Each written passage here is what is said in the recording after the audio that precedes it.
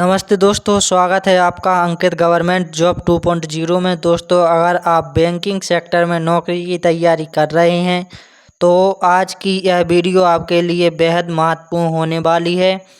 SBI clerk भर्ती 2026 में 9,766 पदों पर बम्पर भर्ती की जानकारी सामने आई है। इस वीडियो में हम जानेंगे कि किन पदों के लिए कौन आवेदन कर सकता है, शैक्षणिक योग्यता क्या है, उम्र सीमा कितनी है, आवेदन शुल्क कितना लगेगा, चयन प्रक्रिया और परीक्षा पैटर्न क्या रहेगा, सैलरी कितनी मिलेगी और ऑनलाइन आवेदन कैसे करना है। इसलिए वीडियो को अंत तक जरूर देखें, क्योंकि हम इस भर्ती की एक एक महत्वपूर्ण जानकारी आसान भाषा में समझने वाले हैं।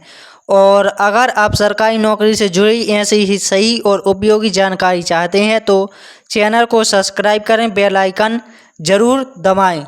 पॉइंट नंबर 1, भर्ती का नाम है। इस भर्ती का पद का नाम है junior associate customer supporter and sales. आसान भाषा में इसे हम SBI क्लर्क के नाम से जानते हैं।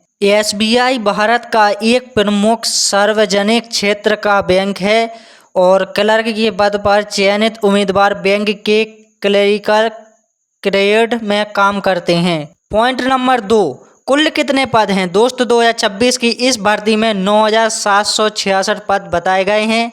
इसलिए बैंकिंग की तैयारी करने वाले उम्मीदवारों के लिए यह बहुत बड़ा अवसर है। ध्यान रखिए कि वैकेंसी का डिस्ट्रीब्यूशन स्टेट, UT और कैटेगरी के अनुसार अलग अलग होता है। शैक्षणिक योग्यता। अब बात करते हैं एजुकेशन क्वालिफिकेशन की।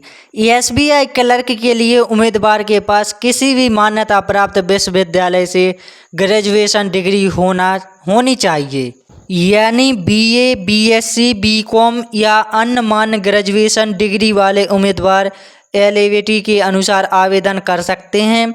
ग्रेजुएशन के फाइनल ईयर वाले उम्मीदवारों के लिए भी नोटिफिकेशन में दी गई शर्तें लागू होती हैं, इसलिए आवेदन करने से पहले ऑफिशियल नोटिफिकेशन जरूर पढ़ें। पॉइंट नंबर 4, आयु सीमा। अब बात करते हैं एज लिमिट की।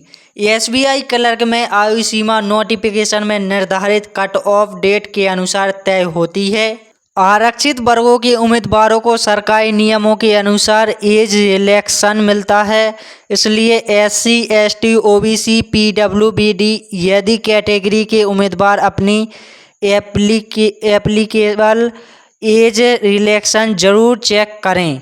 पॉइंट नंबर 5, आवेदन शुल्क। अब बात करते हैं एप्लीकेशन फीस की।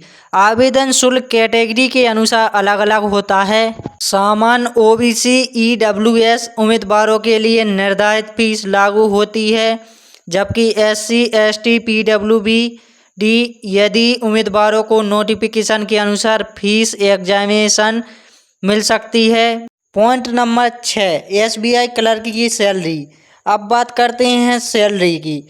SBI क्लर्क में चयनित उम्मीदवारों को क्लरिकल ग्रेड के पे स्केल के अनुसार वेतन मिलता है। पिछली आधिकारिक SBI जूनियर एसोसिएशन अधिसूचना में स्टार्टिंग बेसिक पे 26,730 बताया गया है और मुंबई जैसे मेट्रो में स्टार्टिंग टोटल इमोनिंग लगभग 46,000 प्रति माह बताए गए थे और लागू अलाउंसमेंट के अनुसार बदल सकता है। इसके अलावा बैंक के नियमों के अनुसार विभिन्न अलाउंसमेंट और बेनिफिट भी मिलते हैं। पॉइंट नंबर 7, चयन प्रक्रिया। अब बात करते हैं सबसे महत्वपूर्ण हिस्से पर, सिलेक्शन प्रोसेस। SBI क्लर्क की भर्ती में मुख्य रूप से पहला चरण प्राइमरी एग्जाम और दूसरा चरण मेन एग्जाम होता है। इसके बाद जिस स्टेट UD की वैकेंसी के लिए आपने आवेदन किया है वहाँ की निर्धारित लोकल लैंग्वेज की जानकारी भी महत्वपूर्ण होती है। SBI की आधिकारिक JA अधिसूचना के अनुसार जिन उम्मीदवारों ने कक्षा 10वीं या 12वीं में संबंधित स्थानीय भाषा पढ़ी है उन्हें अलग से लैंग्वेज टेस्ट नहीं देना पड़ता है, अन्यथा क्वालिफाई लैंग्वेज टेस्ट हो सकता है। Point number 8, primary exam. इसमें सामान्यतः 3 सिलेक्शन होती हैं, जैसे इंग्लिश लैंग्वेज, संख्यात्मक और आपका तर्क क्षमता। प्राइमरी एक क्वालिफाई स्क्रीनिंग स्टेज की तरह होता है और इसके बाद योग्य उम्मीदवार मेन एग्जाम में जाते हैं। पॉइंट नंबर 9, मेन एग्जाम में मुख्य रूप से सामान्य वित्तीय जागरूकता, सामान्य इंग्लिश, मात्रात्मक सुझाव, तर्क क्षमता और कंप्यूटर ज्ञान जैसे सिलेक्शन होते हैं। इसलिए अगर आप अभी से तैयारी शुरू कर रहे हैं तो रोजाना math, reasoning, English plus current affair, banking, openness की प्रैक्टिस करें। Point number 10, local language test. दोस्तों, SBI क्लर्क में यह बहुत महत्वपूर्ण पॉइंट है। आप जिस स्टेट यूटी की वैकेंसी के लिए आवेदन करेंगे उस स्टेट के लिए निर्धारित लोकल लैंग्वेज की प्रोफिशिएंसी जरूरी हो सकती है। अगर आपने कक्षा 10वीं या 12वीं में उस भाषा को पढ़ा है और उसका प्रमाण है तो ऑफिशियल रूल के अनुसार अलग लैंग्वेज टेस्ट से छूट मिल सकती है। इसलिए आवेदन करने से पहले स्टेट और लोकल लैंग्वेज की एलिजिबिलिटी जरूर चेक करें। पॉइंट नंबर 11, एक महत्वपूर्ण नियम।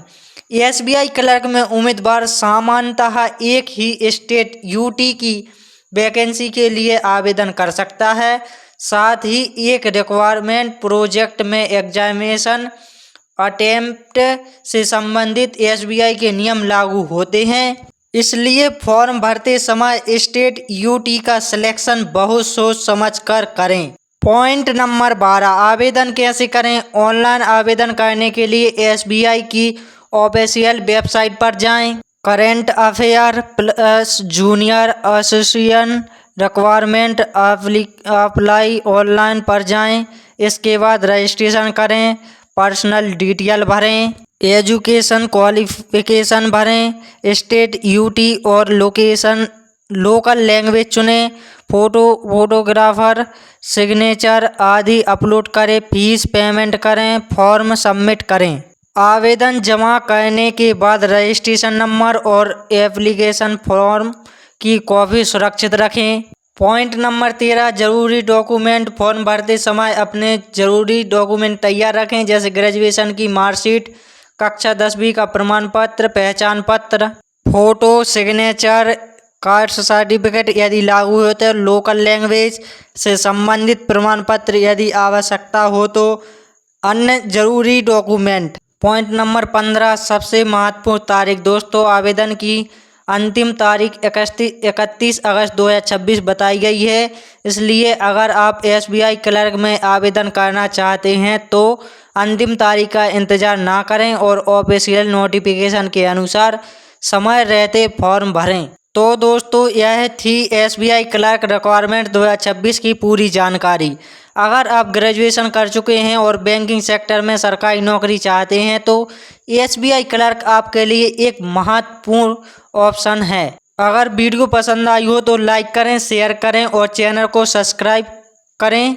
ऐसी ही सरकारी नौकरी की सही और पूरी जानकारी के लिए हमारे चैनल अंकित गवर्नमेंट जॉब 2.0 से जुड़े रहें। धन्यवाद दोस्तों, मिलते हैं अगली वीडियो में। जय हिंद।